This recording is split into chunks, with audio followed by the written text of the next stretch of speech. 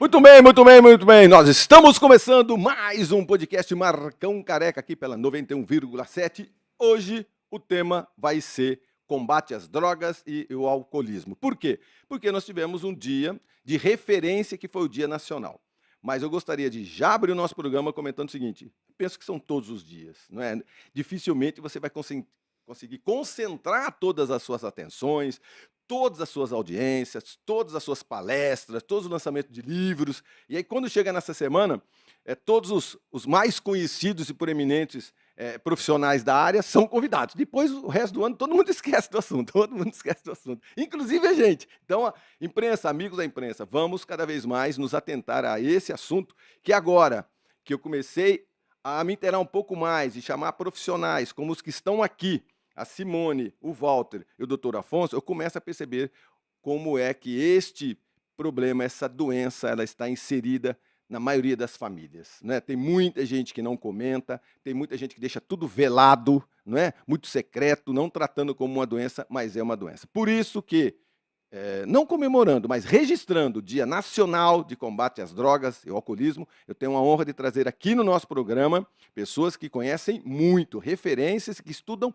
barbaridade para ficarem atualizados. A Simone Oliani, ela é psicóloga clínica comportamental, tem um baita de um currículo, livros escritos, é uma pessoa que estuda e desde que eu me conheço como jornalista, sempre a Simone estava imbuída em nos ajudar e muitos anos. Walter Batista Ferreira Júnior, ele é psicólogo clínico e hospitalar, é graduado em psicologia, pós-graduado também, atua em hospital psiquiátrico, é psicólogo clínico com atuação em prática voltada aos transtornos de humor e personalidade. E diretamente lá de Curitiba, o doutor Afonso Paulo Otto Júnior, médico do trabalho, complementação, pós-graduação em alcoolismo e drogas, formado pela Faculdade de Medicina da Universidade Federal desde 74. Então, o Otto tem aí quase 50 anos de experiência nessa área. Então, amigos, hoje eu vou tirar as minhas dúvidas, eu tenho certeza absoluta que dezenas de milhares de pessoas também terão as suas dúvidas esclarecidas. Então, vamos começar com a Simone. Bom dia, Simone, seja muito bem-vinda. Bom dia, e bom dia a todo mundo que está nos ouvindo aqui, para que a gente possa esclarecer as dúvidas que todos temos, né, sobre a dependência de uma forma geral, em especial álcool e droga. Muito bem.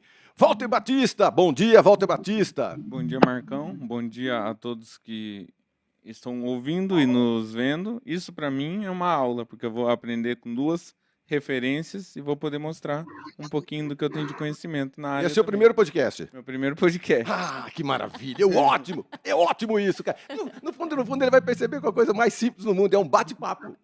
Dá um nome de podcast, mas é um bate-papo.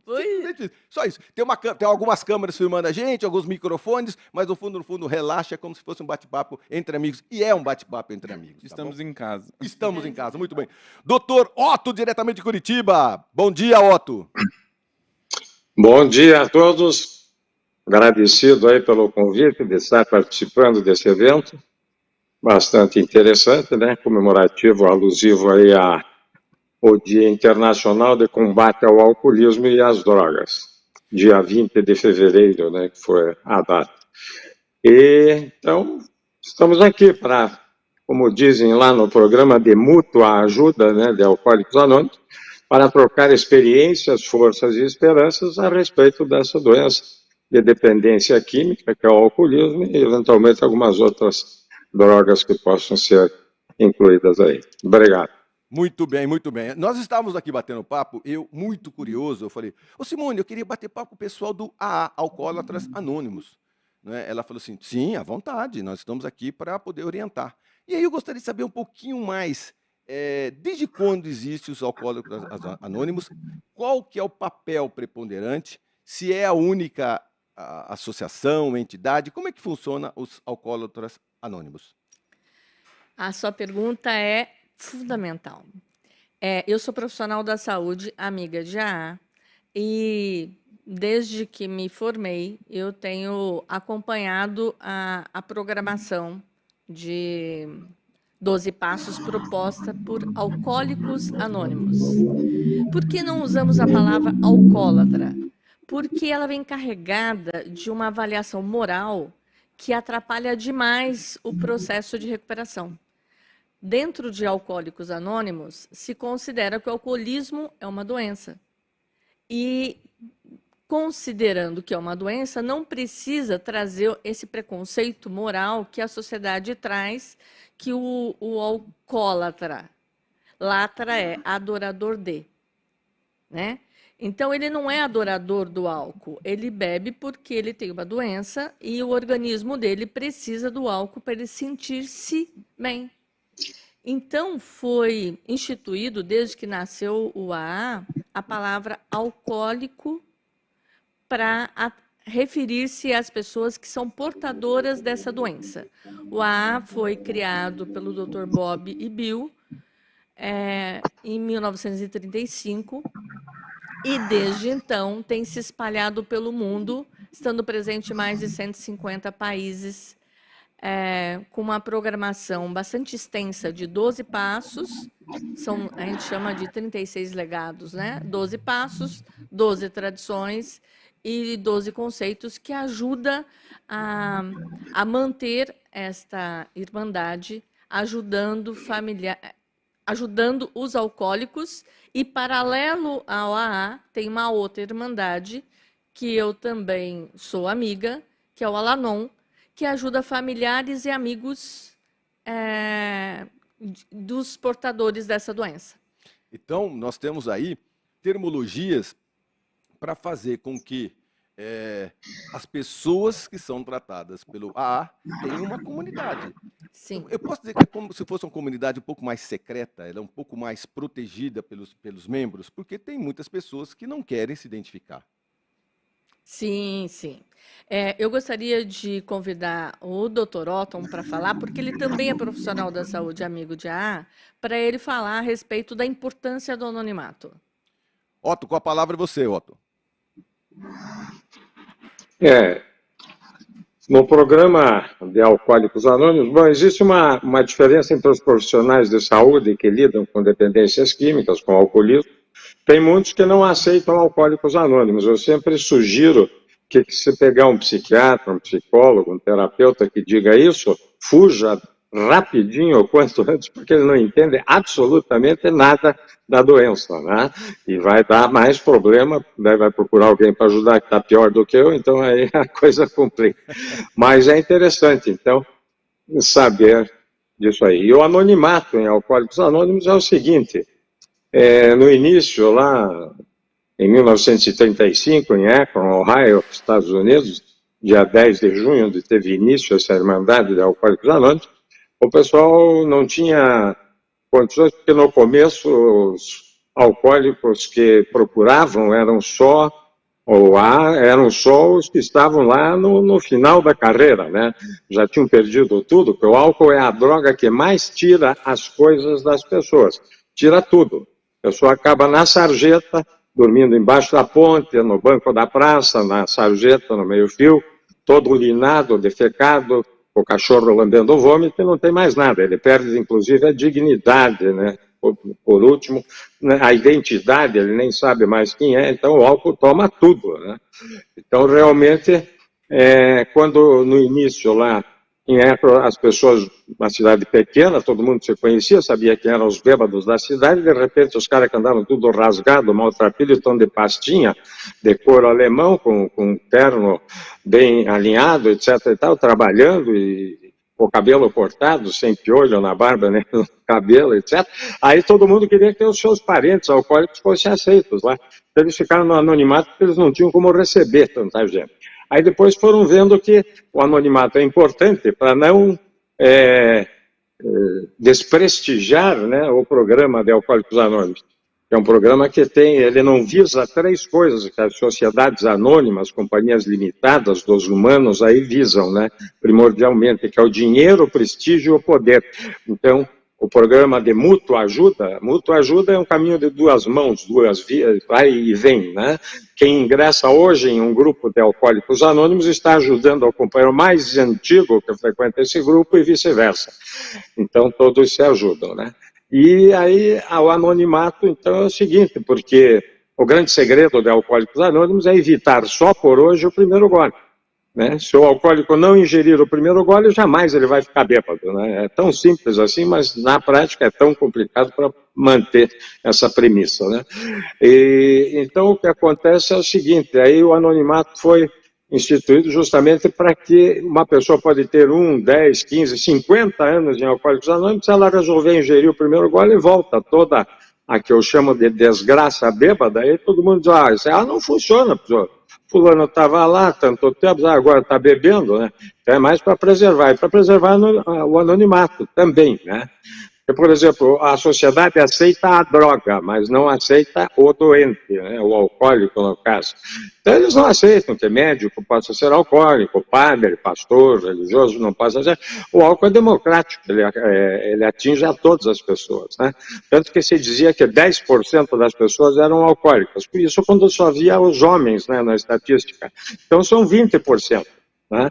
Porque as mulheres também são acometidas, e o álcool é democrático, né? Então, o último censo aí deu 18,6% já, né? Então vai chegar a 20 mesmo, que é o total entre homens e mulheres. Mas, então o anonimato é mais por isso, né? E também, se o médico chegar, quiser perder todos os clientes, é só ele anunciar, assim, publicamente que ele está frequentando Alcoólicos Anônimos. Aí o pessoal vai achar que ele é bêbado, quando ele daí não é, daí é ex-bêbado, né? Está em recuperação. Mas, enquanto bebia e tal, eles aceitam, bacana, e coisa, aquela coisa toda. Doutor, obrigado. Doutor, existe uma possibilidade dessa pessoa voltar a beber verdadeiramente? Eu já ouvi isso. Não pode tomar o primeiro gole. Então, existe uma reincidência, um número para a gente ter, assim como 10%, 20%, 30% daquela pessoa que toma verdadeiramente um primeiro gole, volta novamente a beber? Bem, então aqui tem alguma coisa. Primeira coisa interessante é saber que a pessoa alcoólica, né, foi dito, a Simone falou aí, alcoólico e alcoolista, a pessoa que sofre de alcoolismo, e alcoólatra é adorador do álcool, né? Então, por exemplo, pessoas que têm religiosidade e tal, e sabem que só tem que adorar a Deus, então, né, eles só adoram ao poder superior, que é chamado lá em Alcoólicos Anônimos, a Deus, né? Então, eles não adoram o álcool realmente, como foi dito, né? Pela própria... pelo próprio significado das palavras. Você nunca vai encontrar num grupo de escrito lá Alcoólatras Anônimos, né? Alcoólicos Anônimos. Né? Então, isso é importante. E nasce alcoólico, não vira alcoólico. Né? Por quê? Porque existem 23 pares de cromossomos na formação do embrião, do feto, do ser humano, onde vão ser originados os tecidos, os órgãos, etc. E desses 23 pares, tem 3 pares onde há características específicas dos alcoólicos. Os não alcoólicos não têm. Então, são aqueles que bebem moderadamente. Né? Os homens começam a beber na adolescência, pré-adolescência e tal, para provar que faz parte do time, que são machos, essa coisa toda, né? E que os outros esperam que eles bebam também. As mulheres começam mais tarde, elas bebem por ter um problema já. Né? Depois que casa, nasce filhos, começa algum problema familiar, daí elas ficam ansiosas, ficam tensas e experimentam tomar lá uma bebida alcoólica para relaxar. Se já nasceram alcoólicas, elas vão desenvolver o alcoolismo. E a diferença entre o que não é alcoólico e usa bebida alcoólica e o alcoólico é o seguinte, que é pelo desenrolar, não existe nenhum exame laboratorial, radiográfico, cintilográfico, seja lá o que for, que diagnostique o alcoólico. Né? O que diagnostica é o desenvolver da sua doença. O alcoólico ele precisa aumentar as doses paulatinamente, porque ele tem grande tolerância ao álcool, e daí uma quantidade que ele está bebendo não faz mesmo aquele efeito, que ele dá o bem-estar, libera, perde a timidez, aquela coisa toda. Então ele vai aumentando a frequência e a quantia da bebida sendo ingerida. Então, na primeira fase, ninguém percebe que ele toma igual aos outros. Na segunda fase, já começa a aumentar. Os parentes que moram juntos já sabem que ele tem problema e tal, com o álcool, porque às vezes, segunda-feira, o time dele jogou, ele não vai. Por quê? Porque se ganhar, ele bebe de alegria, se perder, ele bebe de raiva, e se empatar, ele bebe porque preferia que tivesse ganho. Então, o motivo de beber não está fora do alcoólico, está dentro dele por ser um doente, né? E outra coisa importante é aceitar como doença. Só foi aceito feito pela Organização Mundial de Saúde em 1967. Né? A partir dali, nós temos um livro chamado CID, Classificação Internacional de Doenças, que todos os hospitais e médicos têm que ter, né, no mundo inteiro, e lá tem os códigos das doenças, por letra e número. Por exemplo, tem um paciente que tem hemorroida, eu vou mandar para outro colega lá e digo para ele, ó, fulano tem hemorroida, aí esse meu receituário onde eu escrevi cai na mão de alguém e tal, acaba destruindo o segredo profissional médico, seria um crime, daí posso até ser caçado, né, meu diploma, etc. Então tem o código, no caso do alcoolismo, falado, síndrome de deficiência alcoólica, está lá sob o código F de flauta 10. F10 no mundo inteiro significa transtorno mental e comportamental devido ao uso de álcool etílico, né? Então essa é a definição.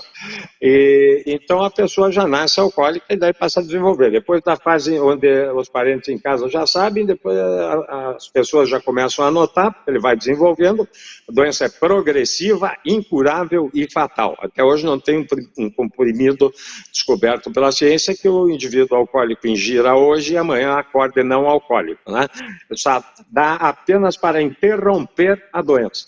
E para isso é preciso, só por hoje, evitar o primeiro gole, que é o grande segredo, né, do alcoolismo. Foi perguntado aí sobre o percentual. Então, dos alcoólicos do mundo, né, em torno de 20%, se nós arredondarmos 8 bilhões e 500 milhões de habitantes, aí nós teríamos em torno aí de 1 bilhão e 600 milhões de alcoólicos no mundo. Desses aí, 30% não querem saber de entrar em recuperação. Se for falar com ele, ele diz, não me vem perturbar com esses troços aí de alcoólicos anônimos, de que não beber, porque não sei o que. Se for parar de beber, eu quero morrer agora. É o livre-arbítrio que Deus dá para qualquer um, ele pode assumir o que ele quiser fazer da vida dele e ninguém muda, né? Infelizmente.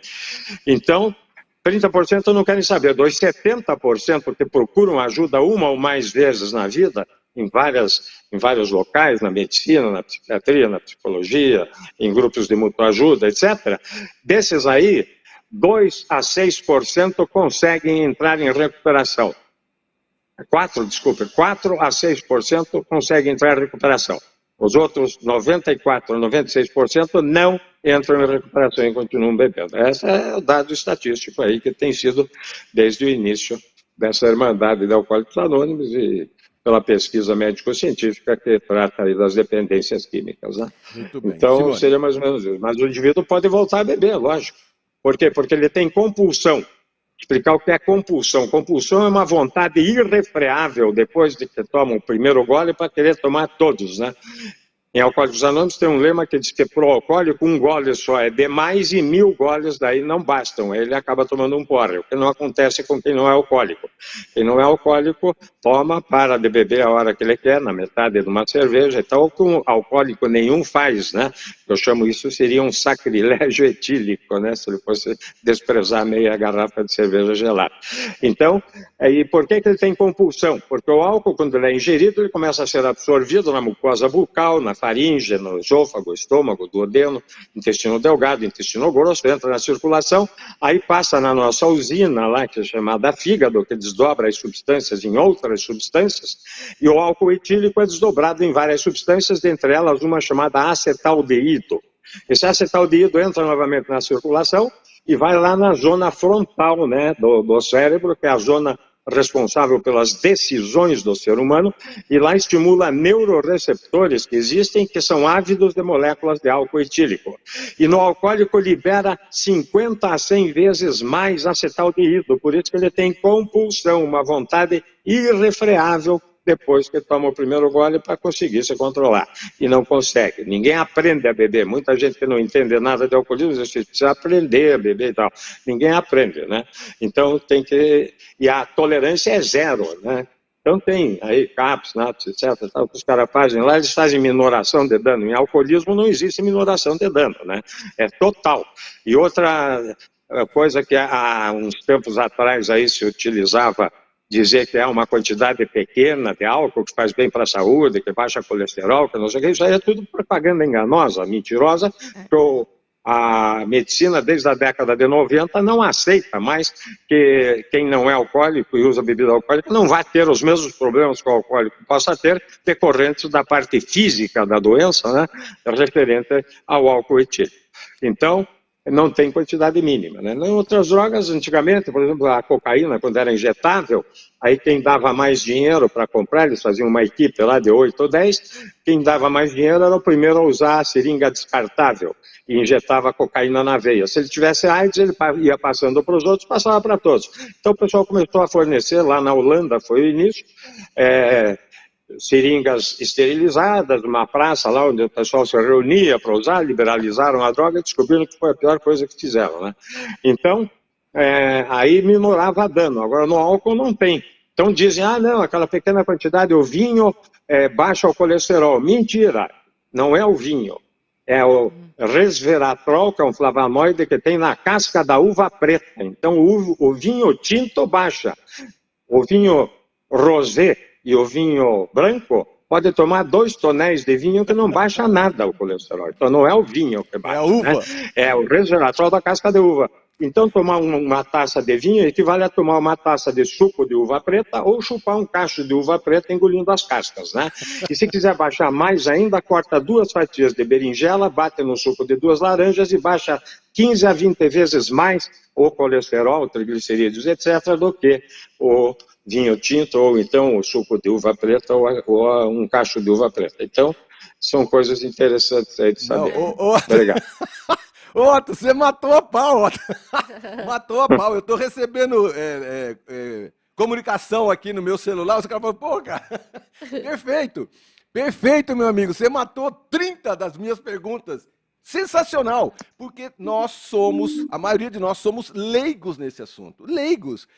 Você acabou com umas 10 fake news, pelo menos. Né? De uma hora para outra, né, Simone? Exatamente. Isso que ele acabou de dizer agora, não existe dose segura em álcool. As pesquisas estão indicando que, infelizmente, esse mito de que consumir uma taça de vinho por dia poderia fazer bem para o coração, para o colesterol, é mito. Uma vez alcoolista, o álcool, em qualquer quantidade, será danosa. Mas eu queria dar um passo antes. Como que a gente sabe que a pessoa vai ser alcoolista? O Otto acabou de dizer que não tem exame para saber, quando começa a tomar. E é genético, né? É genético. Cara, isso é sensacional. Otto, sensacional. Walter, sensacional. Porque até então, mas começou a tomar como criança, começaram a colocar chupetinha na cerveja, começou a cheirar uísque. Então, depois eu esqueço. Foi falado, então, a doença é genética, né? Está carimbado lá os pares de cromossomos e tal, que vão formar os tecidos, vão formar o ser humano depois. Foi perfeito. Genética é uma coisa, hereditária é outra. Tem muita gente que confunde, né? Meus parentes, meu avô era...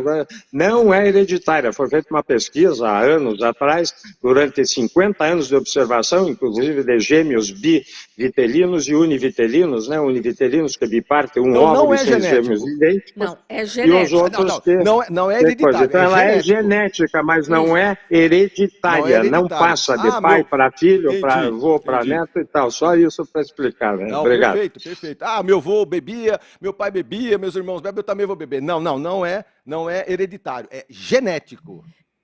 A gente precisa considerar também o ambiente e também a cultura, que estimula o consumo de substância. Então, a gente vai...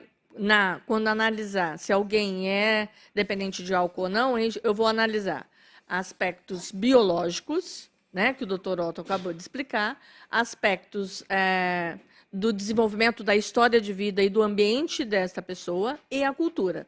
Infelizmente, a nossa cultura estimula a diminuição do sofrimento através do consumo de substâncias, as mais diversas. E quando eu estou falando de substância, eu estou falando de todas, inclusive do açúcar, que é das drogas mais viciantes que temos.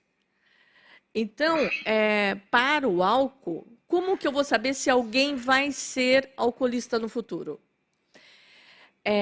De uma forma muito simples, sem usar os termos técnicos todos. Sem nada técnico. Isso.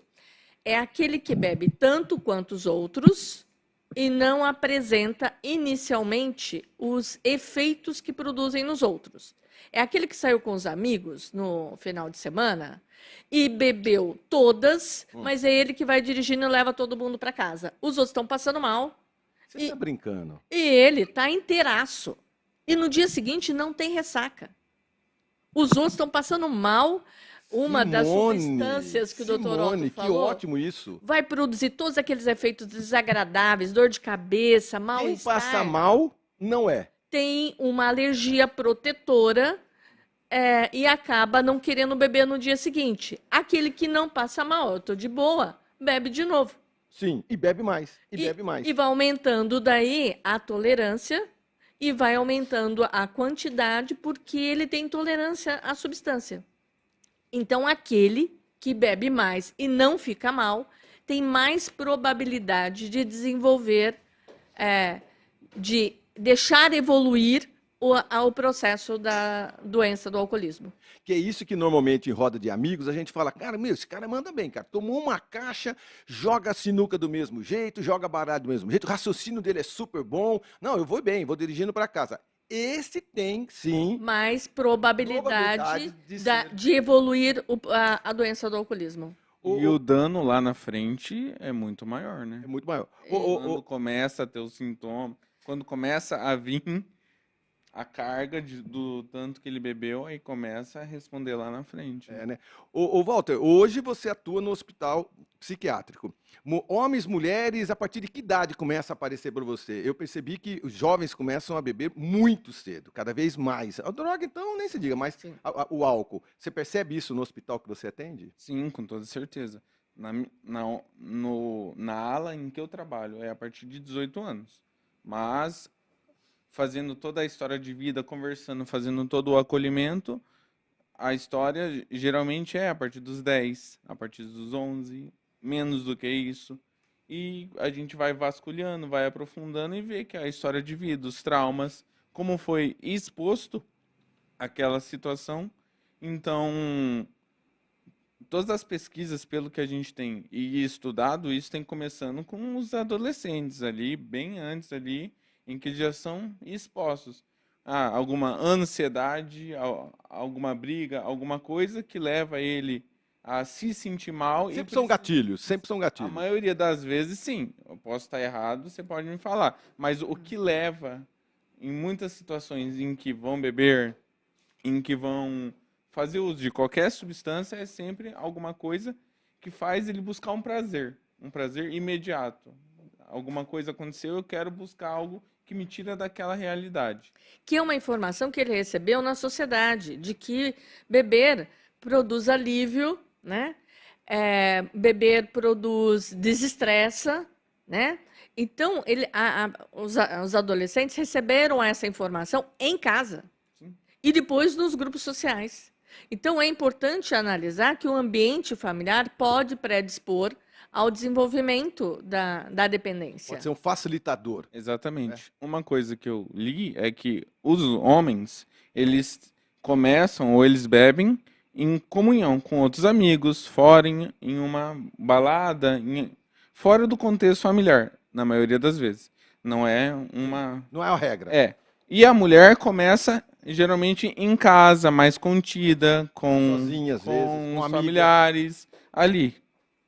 Olha, isso é uma incidência interessante, porque os estudos mostram mais ou menos isso, né? E E sabe, aquilo que você estava comentando é verdade, que não existe um número maior ou menor de mulheres. Antigamente pesquisavam-se mais eram os homens, e Isso. hoje, tanto exatamente. homens como mulheres.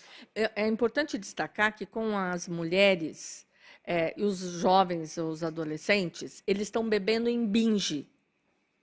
Já ouviu falar disso? Eles bebem numa quantidade muito maior, num tempo menor. E muitos adolescentes acabam bebendo e vomitando para poder ingerir mais. Isso é real. Então, eles tendo um acesso a um coma alcoólico precocemente, também predispõem a eclodir a doença mais cedo e mais rapidamente. Muito bem. Amigos, Otto, nós vamos sair para um breve intervalo comercial. Vou continuar aqui com o Walter, com a Simone, com o Otto lá em Curitiba. E esse assunto, só nesse primeiro bloco, a gente já jogou por terra, vários fake news, e a gente levantou a questão mais uma vez a respeito de que é genético e não é hereditário. A gente não fala o alcoólatra e o alcoólico, porque a gente não está adorando. E aí, a cada bloco desse, a gente vai desmistificando cada vez mais esse assunto de uma forma muito simples, mas eu tenho certeza absoluta, pelas mensagens que eu estou recebendo aqui, a quantidade de pessoas que estão satisfeitas com algumas questões que eram tão básicas em todos nós, quando você aponta o dedo para uma pessoa, fala, você é um bêbado, você puxou teu pai, né? Você puxou tua mãe, você puxou sua família, cara, e nada disso é hereditário, e sim genético, e o doutor deixou isso de uma forma muito, mas muito clara. Nós estamos saindo para um breve intervalo comercial, a gente já volta com o combate às drogas e o alcoolismo.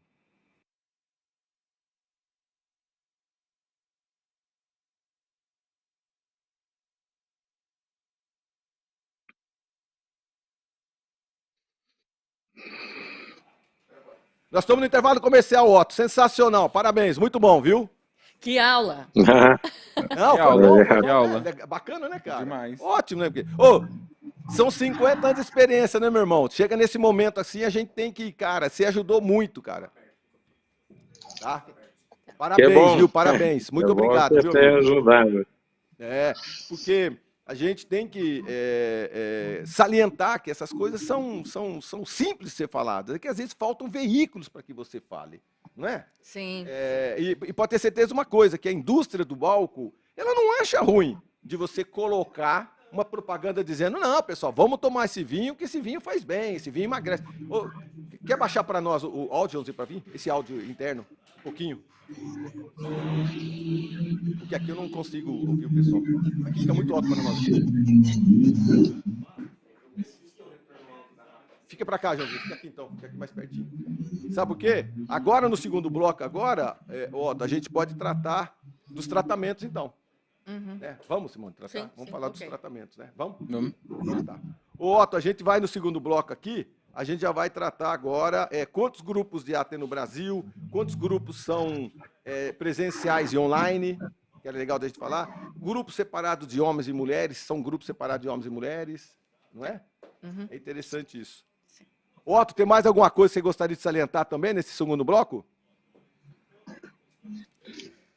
Sobre o tratamento, né, que você tinha falado, os métodos aí para conseguir interromper Os dois são meus. a ingestão, né? No começo, a Simone falou, as características não é 100%, mas grande parte começa, ele tem maior tolerância do que os outros, né? Ele bebe mais, ainda fica mais ou menos bem e tal, e os outros já estão bêbados com 10% que tome do que o alcoólico tomou, mas isso não é uma regra fixa, né? O ambiente familiar também foi falado, né?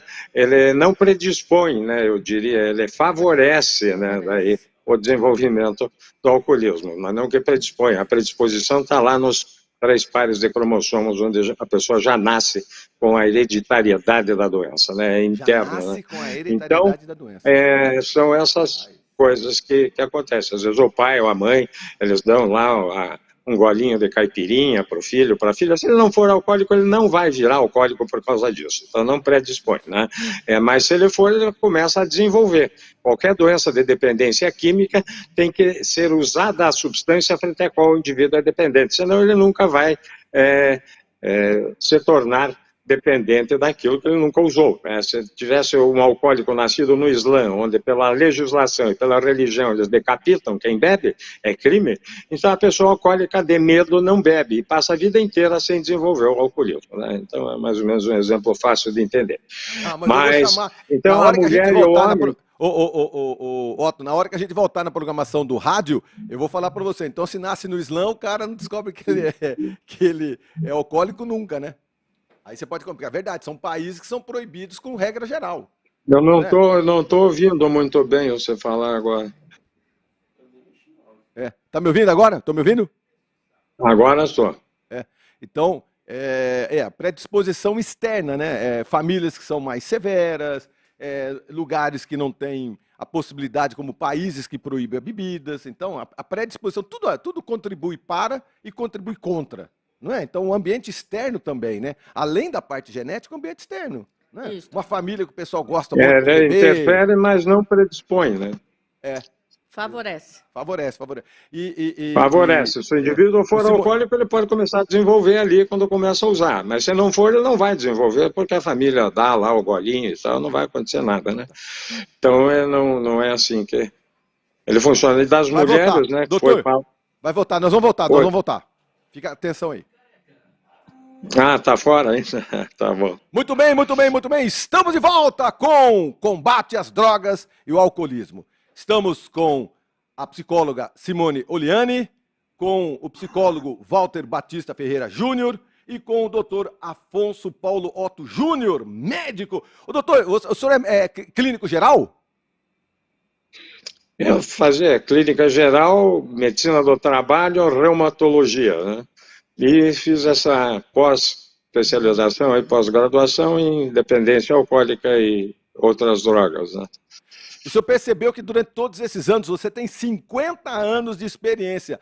Há 40 anos atrás, tem um monte de gente que fala assim, mas é bom tomar um vermute com alguma coisa que cura uma tosse. É bom tomar uma caipirinha com um morango que cura coceira. Você lembra que a associação entre algumas bebidas, a indústria da bebida sempre vendeu alguns drinks como esses, não é verdade? Você lembra? Eu lembro disso. Era biotônico Fontoura com não sei o quê. A família dava para as crianças. O álcool era na mesa. Tanto é que a maioria dos filmes, doutor, o cara receber um convidado à tarde, o cara abriu uma garrafa de uísque, ele brindava com uísque.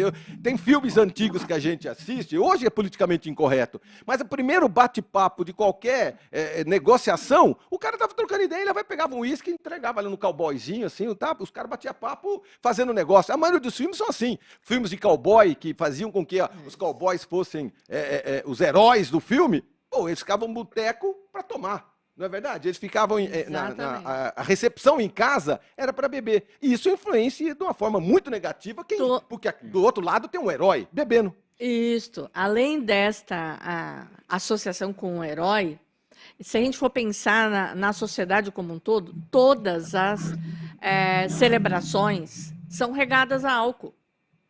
Todos os encontros são regados a álcool. Se não tem uma bebida, fica chato, né? Então, você chama alguém para comemorar, mas não é para comemorar, é beber-morar. Porque, basicamente, comida não tem. O que tem é álcool, né? Se tá triste, bebe. Se tá alegre, bebe. Falou doutor, né? Se o time ganha, bebe. Se perde, bebe. E se empata, porque bebe. Se tem casamento, você tem batizado. Se nasceu a criança. Tudo é regado a álcool na nossa sociedade, além de estar associado com algumas figuras como heróis que você mencionou aí, que pode estimular, mas não... lembre-se, é genético. Tá.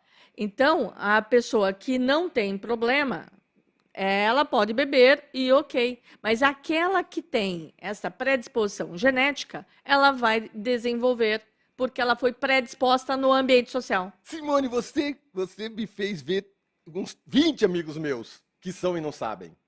Porque são aqueles caras que normalmente, doutor Otto, assim, é a minha roda social, estou dizendo da minha roda social, de eu perceber vários amigos meus que a gente sempre brincou, cara, como esse cara é bom para beber, rapaz. Ele toma um monte, no dia seguinte trabalha do mesmo jeito, só que esse cara está tomando 2 vezes na semana, 3 vezes na semana. Porque vai aumentando. Esse precisa de tratamento. Existe tratamento, existe droga, existe como recuperar. Agora vamos na recuperação. Então vamos lá.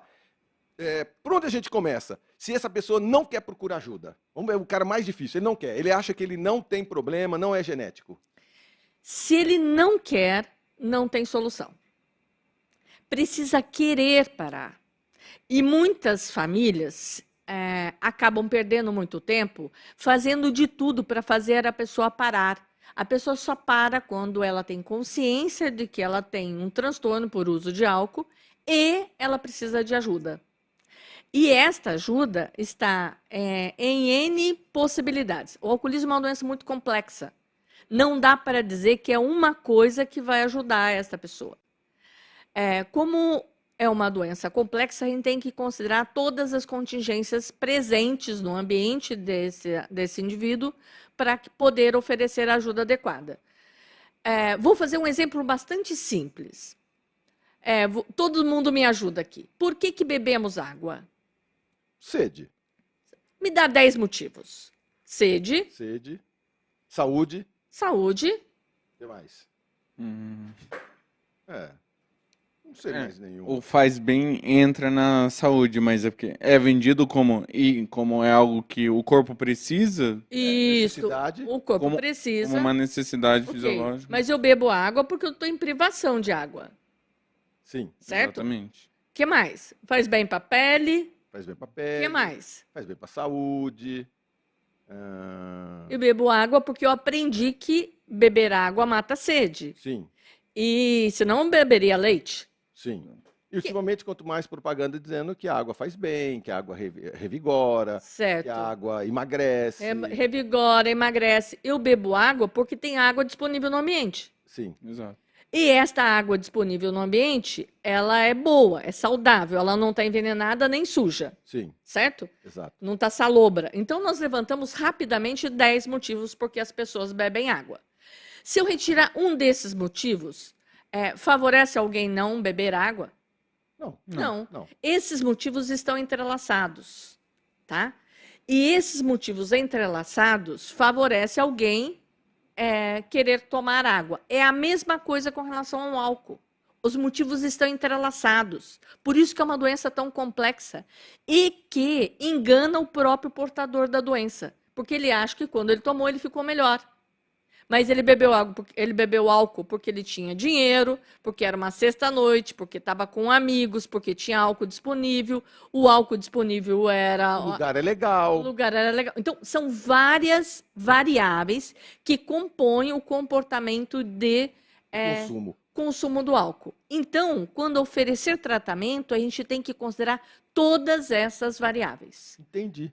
Então, desde a consulta com o médico especialista em alcoolismo, porque não são todos os médicos que conhecem a respeito de alcoolismo, dentro da faculdade de medicina, se tiver 2 horas aula a respeito de alcoolismo, é muito. Não é isso, doutor Otton? O doutor Otto falou que No máximo 6 horas durante os 6 anos, mais 2 de residência, né?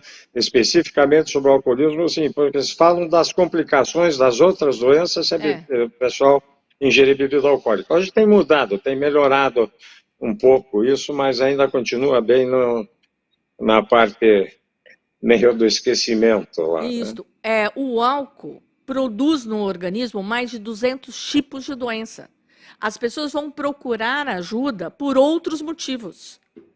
Porque eu estou com problema gástrico, porque eu estou com inchado. Isto. Tô com gota. Vão procurar ajuda médica por outros motivos e não por... O álcool provoca mais de 200 doenças. Exatamente. E essas 200 doenças, às vezes, é a porta de entrada para descobrir que geneticamente essa pessoa é um dependente. Sim. Então, procurar um médico especialista em alcoolismo. A outra coisa, o psicólogo que seja especialista em alcoolismo, porque dentro da faculdade de psicologia também muito pouco se fala a respeito da dependência. Pouquíssimo, na verdade. Isso, né? Pouquíssimo. Eu que me formei há pouco tempo, tudo que eu aprendi, na verdade, a maioria das coisas foi com estudos mais externos. A gente, é igual o que o doutor falou, em 5 anos ali, no caso da psicologia, acho que em 2 semestres, uma aula ali fala sobre isso por cima e segue em frente. Ou seja, então dentro da própria Organização Mundial de Saúde, né, o álcool não está sendo tratado tão a sério como uma doença. Então, é tratado por especialistas e não de forma genérica. Sim. Poucos especialistas na área. Então, olha, tem a medicação que pode ajudar e tratar os efeitos secundários do álcool, algumas medicações que ajudam no processo da compulsão, segurar um pouco a compulsão, porque a área do cérebro que registra o prazer com álcool chama núcleo accumbens. E é esta área que favorece ele querer mais o efeito do álcool. Então, tem algumas medicações que atuam especificamente aí. A medicina evoluiu para poder atuar aí, mas não o suficiente para poder curar. Então, tem tratamento para estacionar a doença, mas não para curar a doença. Com os psicólogos, nós vamos trabalhar todos os efeitos comportamentais que predispuseram ao consumo da substância e todos os comportamentos antagônicos para estacionar a doença. desenvolver autoconhecimento para favorecer o autocontrole. E só Entender o que complementa- está passando para poder te ajudar. Exatamente. E só complementando ela, por isso que é muito importante ter empatia, compreender o que o outro está passando, aquilo ali é uma doença e a gente tem que olhar para aquilo, ter uma escuta ativa com aquela pessoa, porque deve ser difícil ela estar indo atrás de buscar aquela ajuda. Para ela, E ela muitas não vezes é muito sabe. difícil. E ela nem sabe o que está acontecendo. Ela não sabe, porque ela acha, e todo mundo diz para ela, que ela é uma fraca, que ela bebe porque é sem vergonha. Então ela tem Sim. vergonha de falar. E quando a gente fala de mulheres, o Dr. Otton foi bastante generoso de dizer que, somando 10% dos homens mais 10% das mulheres, as pesquisas hoje, atuais, estão dizendo que 1 em cada 4 mulheres que bebem já estão Já desenvolveram. eclodindo o alcoolismo. Sim. As mulheres estão bebendo tanto quanto e 36% das mulheres já estão apresentando o diagnóstico de alcoolismo. Porque o alcoolismo na mulher é diferente do homem. Muito diferente. Bem mais. As mulheres produzem mais, de forma diferente, por elas terem um tecido adiposo e favorece o desenvolvimento da dependência do álcool mais precocemente. Elas têm hormônios que favorecem alterações de humor. Elas vão ser mais afetadas pelo comportamento de beber nas células ósseas. Elas vão ter mais reumatismo do que os homens. Elas vão ter... normalmente, elas têm relação com filhos, né? Com o marido. Enquanto os homens saem para beber com os amigos, elas acabam bebendo sozinhas, em casa. E aí reflete isso na família. Não, Muitas vezes, né? O- A maioria das vezes. só que as mulheres são tratadas com mais preconceito. O homem é o cara, porque saiu para beber com os amigos e voltou para casa embriagado. Passa a ser um lazer, passa a ser um bate-papo, passa a ser uma descontração.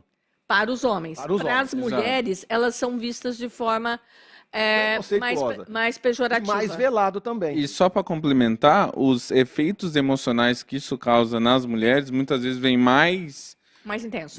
intensos do que em homens. Elas reagem àquilo de uma maneira mais intensa. E a forma como isso causa um transtorno emocional ou um transtorno de humor é muito mais forte na mulher. E daí, pensando nisso, o AA é uma...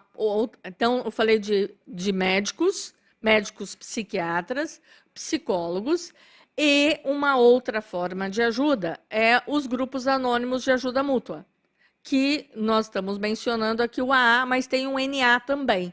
NA é de narcóticos anônimos, o uso de outras substâncias. Sensível a isto, o AA tem criado e oferecido para mulheres grupos com um propósito feminino, porque muitos dos preconceitos que as mulheres enfrentam, elas não conseguem falar nas reuniões mistas. Então, o AA está sensível e tem proliferado no mundo todo reuniões específicas para o propósito feminino. É para separar tudo isso. Exatamente. O doutor Otto, exemplo, uma predisposição.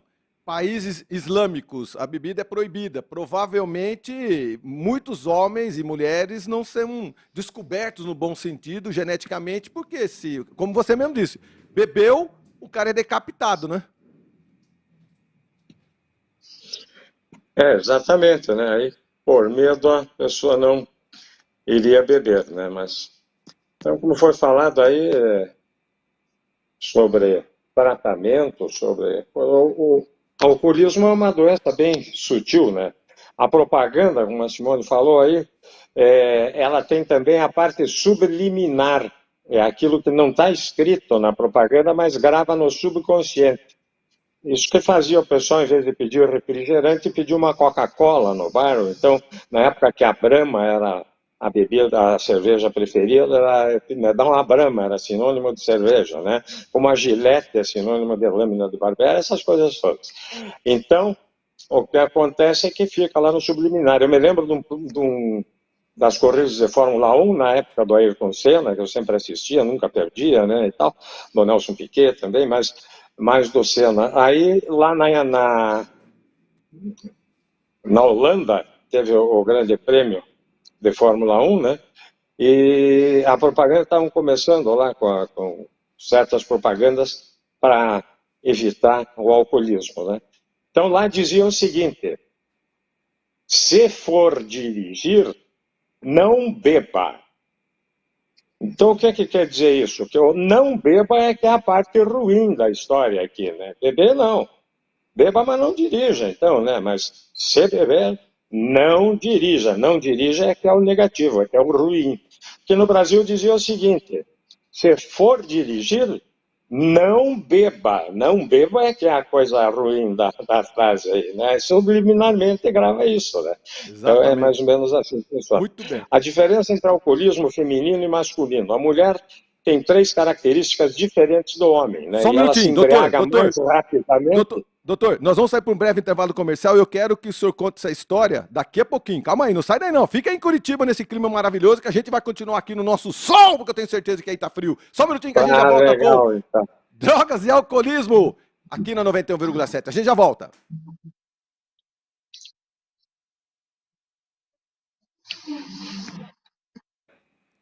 Viu? Calma aí, segura aí que nós entramos para mais um intervalo comercial. Você tá bom? Você tá me ouvindo bem aí? Tô. Bacana. Onde tem banheiro? Aqui. Aqui? É. Aí, ó, a Simone consegue ir no banheiro agora, tranquilo, ó, dá para tomar um café, a gente tem uns 3 minutinhos aí. Tá fechado lá? É. Tá muito bom, viu, doutor? Muito obrigado, viu? Bem esclarecedor, bem esclarecedor. Você tem... Quanto na família e tal, não favorece, né? Não favorece nada, porque o indivíduo vai desenvolver depois, quando ele sair com os amigos, ele vai tomar o primeiro gole e vai começar a desenvolver fora, né? Da família. É que se começar lá desde pequeno, ele pode iniciar mais cedo a sua dependência e desgraçar mais ainda com o seu organismo físico, mental, emocional e espiritual. Vou falar um pouco dessas 4 características aí, né, da doença agora. As 4 Então, que são a características da parte doença, espiritual, né? o pessoal confunde com religiosidade, não tem nada a ver, né? Alcoólicos Anônimos é um programa eminentemente espiritual, nada religioso, sem menosprezar religião nenhuma, né? O próprio AA sugere aos ateus e agnósticos que depois de um período frequentando e praticando o programa, eles passem a ter uma religião que os ajuda bastante também na recuperação. Mas as religiões são milhares e são humanas e todas elas têm e precisam da espiritualidade. A espiritualidade é só uma, né? Não teve começo, aquela que é e não terá fim. É o poder superior, né? No meu caso é Deus, né? Que eu concebo. Então, é um programa para mudar de vida para melhor, né? Não é para parar de beber exclusivamente, até serve para parar de beber, mas hoje nós temos mais de 100 dependências, seja de substâncias químicas ou seja de outras emocionais e mentais, transtornos e tal, como jogador compulsivo, glutão compulsivo, compulsivo sexual. Isso aí não depende de substância química, mas usa o mesmo programa de 12 passos, 12 tradições, 12 conceitos, os 3 legados, né? Recuperação, unidade de serviço, tudo isso aí funciona para outras coisas também. Alcoólicos Anônimos foi pioneiro e usa o mesmo programa. Eu posso perguntar sobre os 12 passos? Quais são? Como? Eu posso perguntar sobre os 12 passos? Quais são? Pode. Maravilha. Doutor, tenta falar mais pertinho. Tá bom o áudio para a gente ouvir aqui? É. Tá ótimo, né? Tá bom. Tá bom. Não, teu áudio a gente tá ouvindo bem aqui. Aqui tá bem legal, né? A Erika disse aqui para mim, por sinal, que tá mais...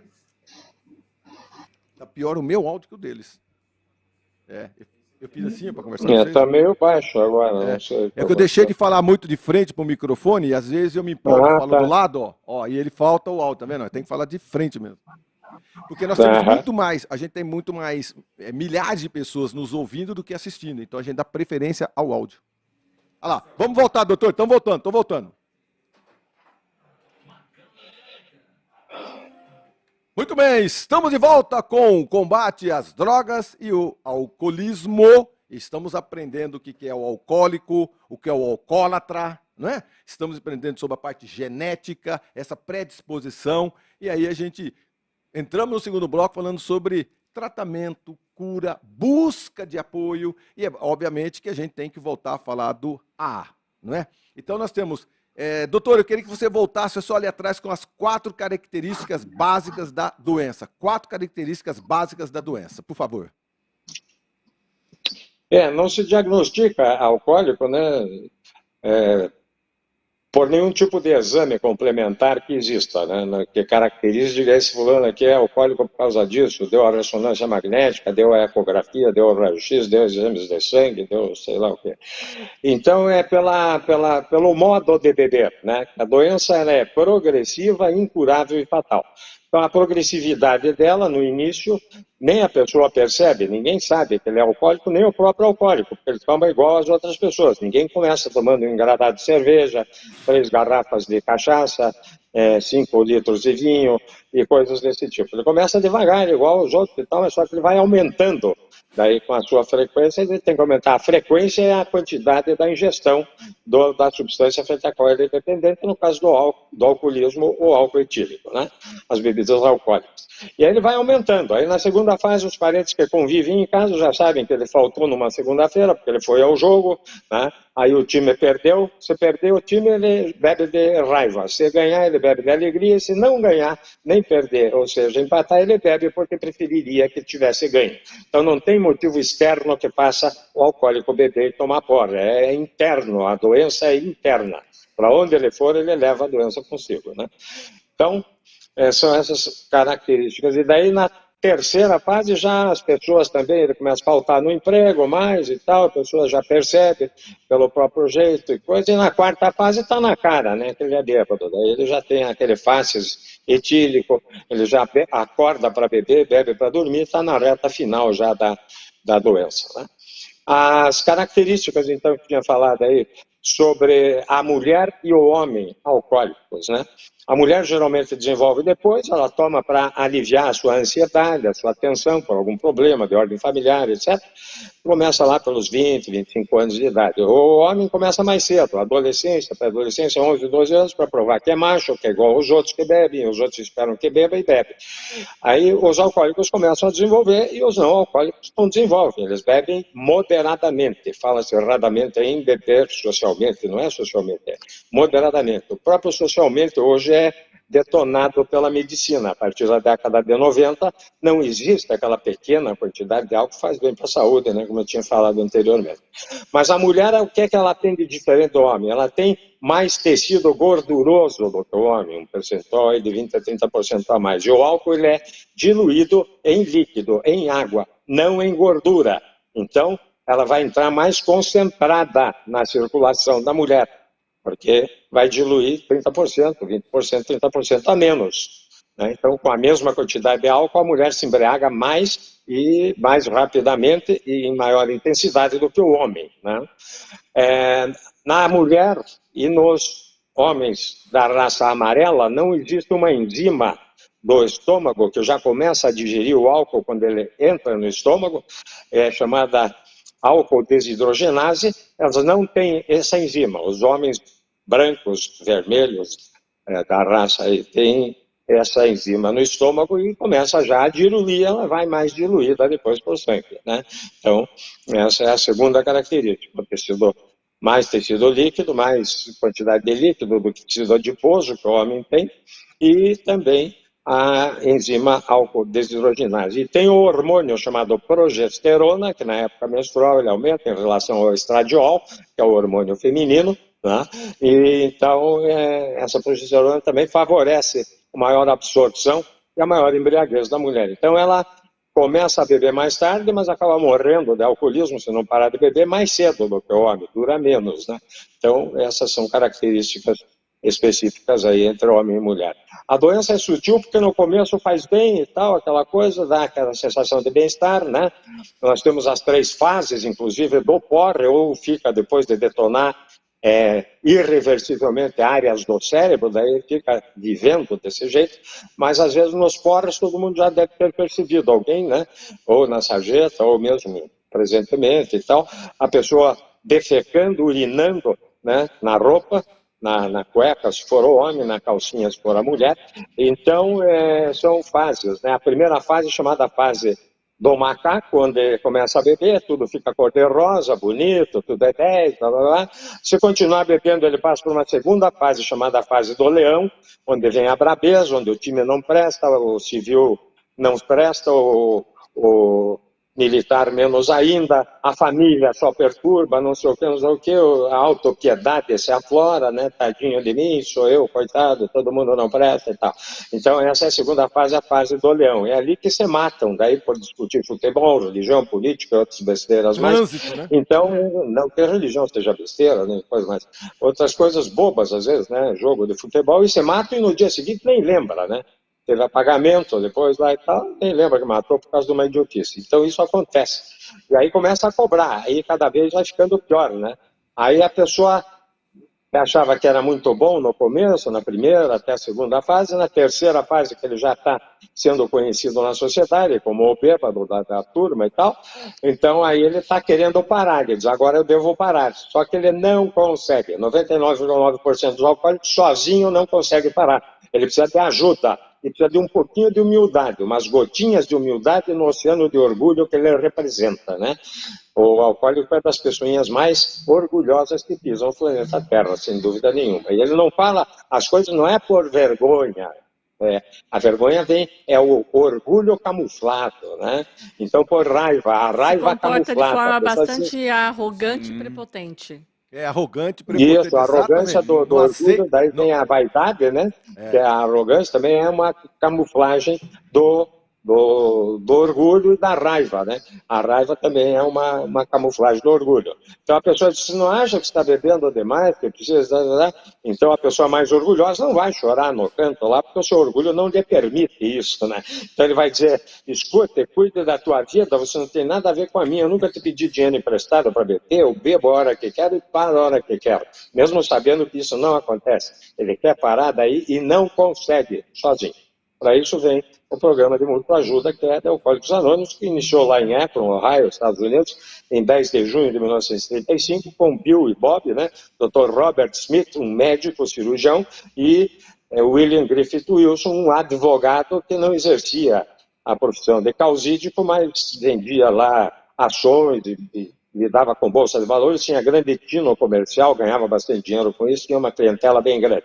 E não é em vão que o Poder Superior escolheu para início dessa irmandade, inspirando a dois indivíduos das profissões médico e advogado, que são as duas profissões onde existem maiores casos de alcoolismo, e é fácil de entender. Medicina não é uma profissão assim muito cômoda, né? Faz-se uma cirurgia complicada, você não sabe se o paciente vai resistir ou não, se ele morre, aí, né, toda a família sabe o nome, o endereço, o CPF, o endereço comercial, residencial, o RG, tudo, né? Você curou e tal, daí disse, qual foi o médico? Daí disse, puxa, como é o nome dele mesmo? Ah, não me lembro. Então é sinal que deu certo, agora nem lembra, né? Então é para processar e tomar um dia, daí ele sabe tudo o que acontece. Então o estresse é grande, aí ele toma de noite, quando chega em casa, uma dose de uísque, uma garrafa de cerveja para acalmar, sendo alcoólico, nascendo alcoólico geneticamente, ele começa a desenvolver. E o advogado a mesma coisa, ele defende lá o cliente que é inocente contra o bandido que matou, aí o bandido que matou vai preso, só que aqui, infelizmente, soltam o bandido e prendem os inocentes, mas aí, dali 5 minutos, ele está na rua, ele vai procurar o advogado para matar o cara que condenou-o daí, né? Então, ele também fica estressado, toma uma lá de noite antes de dormir, ou após o jantar, ou antes do jantar, e se for alcoólico, ele começa a desenvolver. Então doutor, longe de imaginar que o álcool ele esteja nas camadas mais baixas da população. Não. Longe disso. O álcool é democrático, muito democrático, atinge todas as pessoas. Totalmente, né? Independente então, como tinha falado, do aspecto financeiro, cultural, então, social. Só deixa eu complementar só o que eu tinha que dizer, daí eu já te passo a palavra, Simone. Então, o que eu estava falando agora, que me perdi?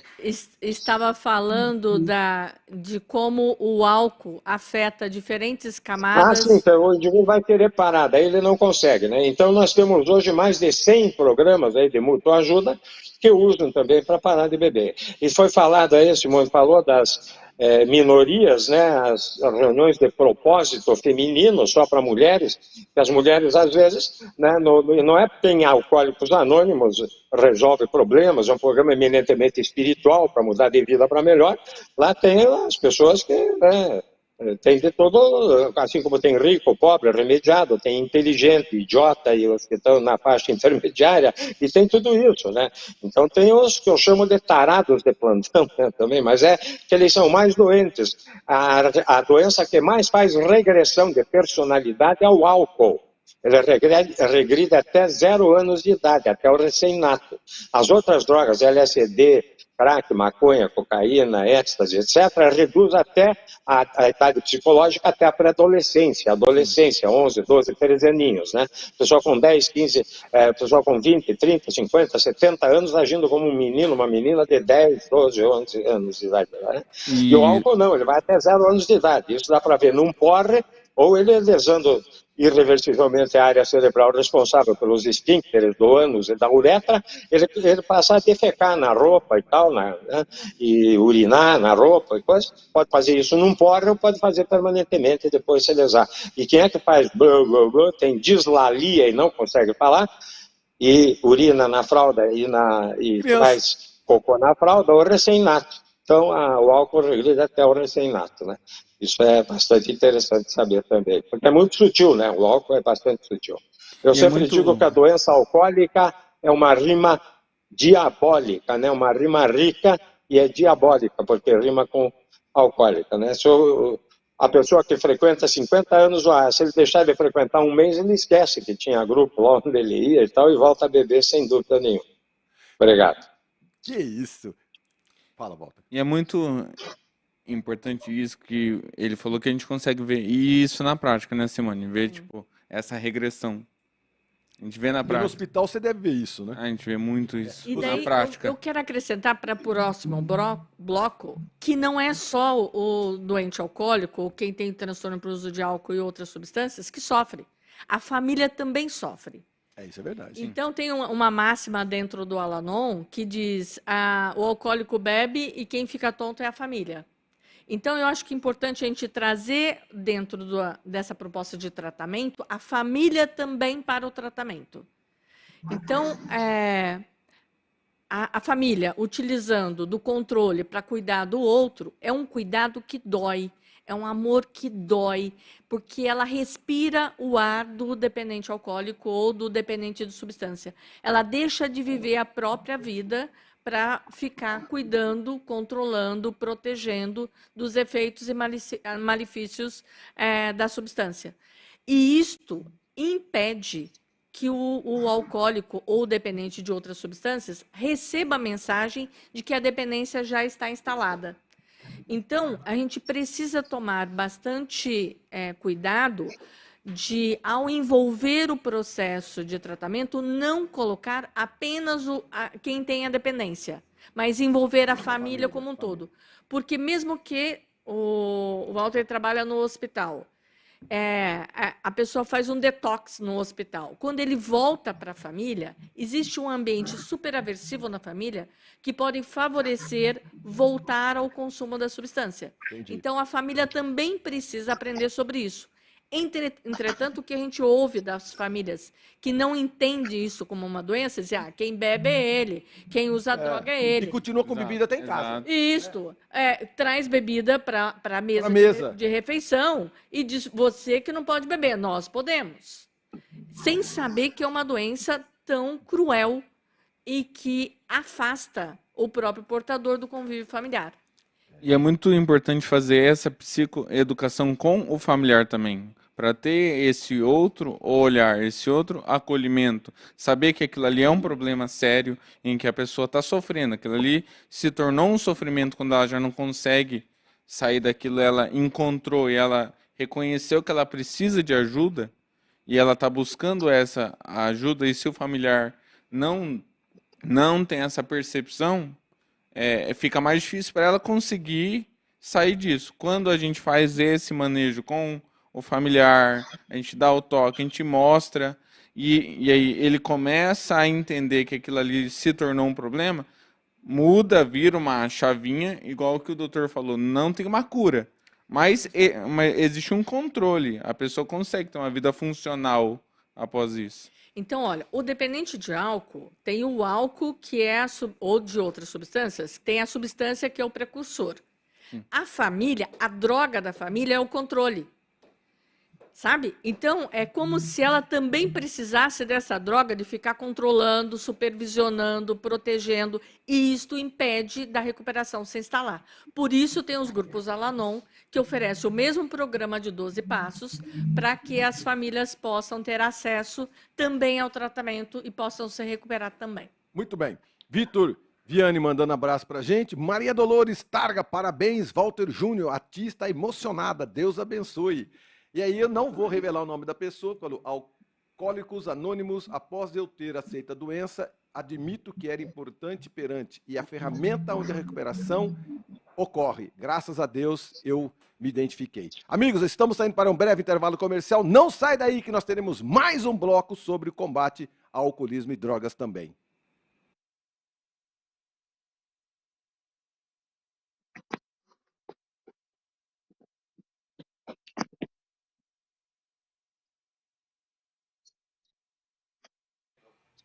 Doutor, nós vamos só segurar o áudio aqui, tá muito bom, viu? Nós temos mais um bloco ou dois? Doutor, nós temos o último bloco para considerações finais. Esse último bloco tem quantos minutos, João? Esse último bloco tem 10 minutos. Eu vou ter que falar um pouquinho aí, que é importante, sobre o tratamento também, né, médico, junto associado com a Al-Anon, a recaída, o que é a progressão da doença, a doença que é física, mental, emocional e espiritual, nada a ver com religião, com a espiritualidade do ser humano, né? Desde que o Kirlian, com a fotografia Kirlian, fotografou o ser humano vivo, tem uma aura em torno do seu corpo, tanto mais clara quanto melhor ele tiver de saúde, né? E mais escura quanto pior ele estiver de saúde. Todas essas coisas são muito importantes. Daí eu gostaria de falar, vou falar meio rápido aí para poder falar o máximo. Porque se for para falar tudo o que quiser, aí vai 2 dias falando direto. Não, muito bom. Doutor, eu não tinha ideia. Eu anotei aqui umas 20 perguntas para fazer e eu estava nos 4 sites aqui para poder ler. Não precisei fazer nada disso. Nem percorri no meio das minhas perguntas prontas aqui, nem abri o site. Tão enriquecedor que foi. Não, tá perfeito. A única coisa agora, a gente não pode terminar, porque é um programa de rádio, né? Ele é cortado certinho por segundos, não, né? Você me dá um toquezinho daí, quando tiver para eu encerrar, você diz, ó, tem 1 minuto para concluir essa... Tá. Então é assim, ó, se você tiver até com o relógio aí, não sei, o relógio de braço mesmo, nós temos 10 minutos. Eu preciso ter... 2 minutos para o depoimento? Eu tenho 2 minutos de um depoimento que eu queria chamar o depoimento agora. Eu acho que eu vou abrir com o depoimento. Certo. Aí, eu vou chamar a Simone falar, Marcão, eu tenho um depoimento aqui do Daniel. Você coloca o depoimento aí, né? São 2 minutos. Terminando o depoimento, você faz considerações finais, os 3, 4 minutos, doutor, e eu solto para cá para a Simone fazer as considerações finais e o Walter também. Pode ser? Pode ser. Então tá. Você só tem que ser rápido. Quando for no final, mesmo com o relógio aqui, às vezes eu acabou passando o tempo. Então diga que falta 1 minuto aí para terminar, daí eu já não pode. Eu vou deixar para você. Ela vai votar.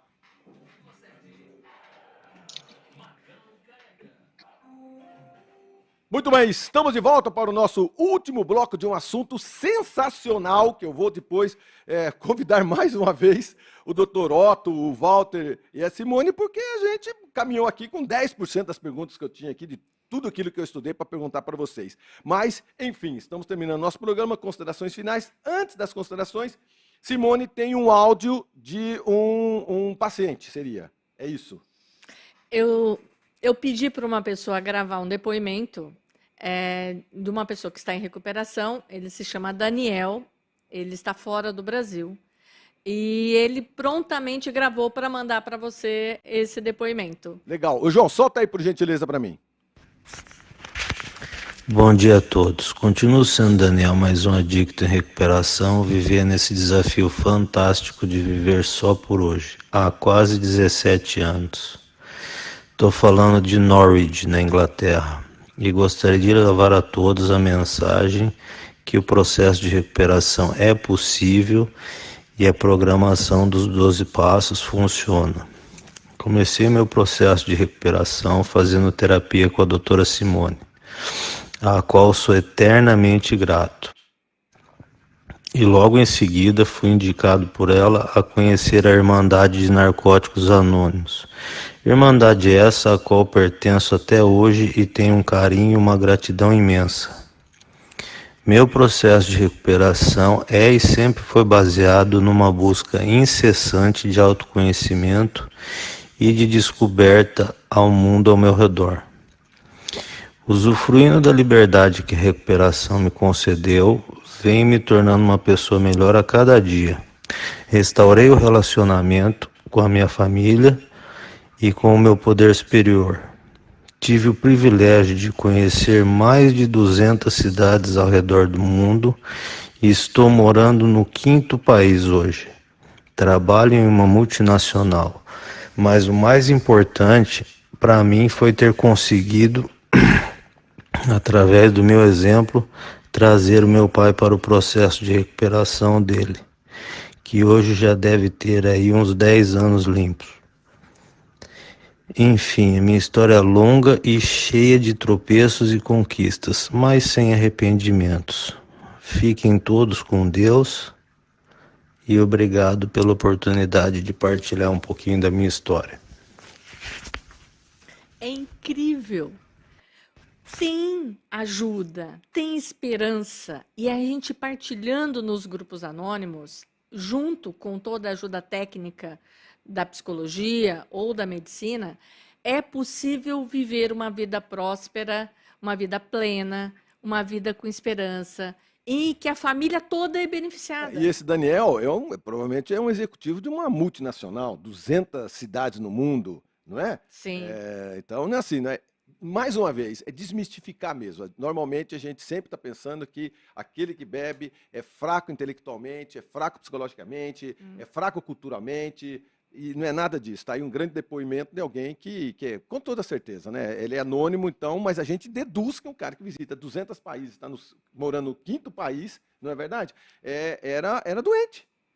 Era doente. Era. Né? Então, Ele era o zero à esquerda, como todos são, até encontrar a programação de 12 passos. Muito bem. Doutor, nós estamos indo embora. Infelizmente, nós não temos mais tempo e com esse assunto tão rico como esse. Agradeço a sua participação. Obrigado mesmo, diretamente de Curitiba, doutor Afonso Paulo Otto Júnior. Muito obrigado, viu, doutor? Eu é que agradeço aí o convite, né, e poder participar com vocês. Então, teriam uns 2 minutos aí ainda para fazer tem esse sim, pode ficar aí. tranquilo. Então, é o seguinte, falar rapidamente a respeito aí, pinceladas sobre o tratamento em si, né? Então, existem psiquiatras, psicólogos, terapeutas, assistentes sociais, advogados, etc., que lidam com alcoolismo e outras drogadições aí, dependências, né? E auxiliam na parte física aí, que a doença ela é física, mental, emocional e espiritual, né? Física comete o físico, mental a mente, emocional as emoções e espiritual o espírito do ser humano, que o Kirlian, com a fotografia Kirlian, fotografou o ser humano vivo, tem uma aura em torno do seu corpo, tanto mais clara quanto melhor for a sua saúde, tanto física quanto mental, emocional e espiritual. A doença é progressiva, ela é física, depois ela passa mental, emocional e último espiritual. E a recaída, a pessoa volta a beber, é o inverso.